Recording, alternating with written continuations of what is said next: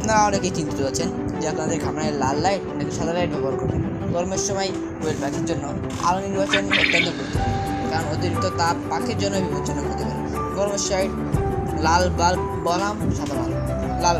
লাল উৎপাদন। লাল বাল্ব বিশেষ করে হিটের জন্য ব্যবহার করা হয়, প্রচুর তাপ উৎপন্ন করে। ব্যবহার সাধারণত শীতের সময় উষ্ণতা বজায় রাখার জন্য এটি ব্যবহার করা হয়। সমস্যা: গরমের সময় লাল বাল্ব কোয়েল পাখির ঘর অতিরিক্ত গরম করে দেয়, যা স্ট্রেস বা তাপজনিত সমস্যা সৃষ্টি করতে পারে এবং ডিম উৎপাদন হ্রাস করে।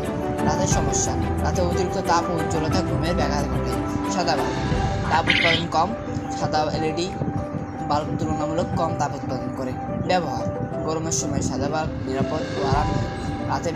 রাতে কম তীব্রতা সাদা আলো থাকলে তাদের ঘুমাতে কোনো সমস্যা হয় না এবং তাপ খুব কম সৃষ্টি হয়। রাতে কী ধরনের বাল্ব ব্যবহার করবেন? শীতল সাদা লাইট বাল্ব 5 থেকে 7 ওয়াটের এলইডি বাল্ব ব্যবহার করবেন। তাপ উৎপাদন কম হবে এবং ঘর ঠান্ডা থাকবে। আলো খুব বেশি উজ্জ্বল হবে না এবং খুব বেশি কম হবে না। ডিম উৎপাদনের জন্য সময়সূচি: দিনে 14 থেকে 18 ঘন্টা আলো দিতে হবে এবং রাতে 8 থেকে 10 ঘন্টা অন্ধকার নিশ্চিত করতে হবে। রাতে হালকা নীল ও সাদা আলোর ব্যবস্থা রাখুন, যাতে পাখি আরাম বজায় থাকে। সতর্কতা: ঘরের তাপমাত্রা 25 থেকে 28 ডিগ্রি সেলসিয়াস বজায় রাখুন। অতিরিক্ত তাপমাত্রা বা অতিরিক্ত পানি সরবরাহ নিশ্চিত করুন। চারপাশে বাতাস চলাচলের ব্যবস্থা রাখুন। গরমের সময় কোনো কোয়েল পাখির ঘরে লাল বাল্ব ব্যবহার না করাই ভালো, সাদা বাল্ব ব্যবহার করাই ভালো।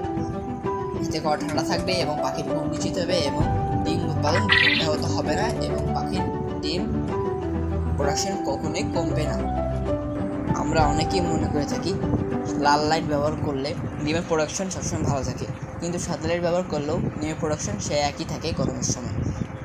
শুধু আমরা শীতের সময় লাল লাইটটা বেশি ব্যবহার করার চেষ্টা করব এবং গরমের সময় সাদা লাইট ব্যবহার করার চেষ্টা করব এবং অতিরিক্ত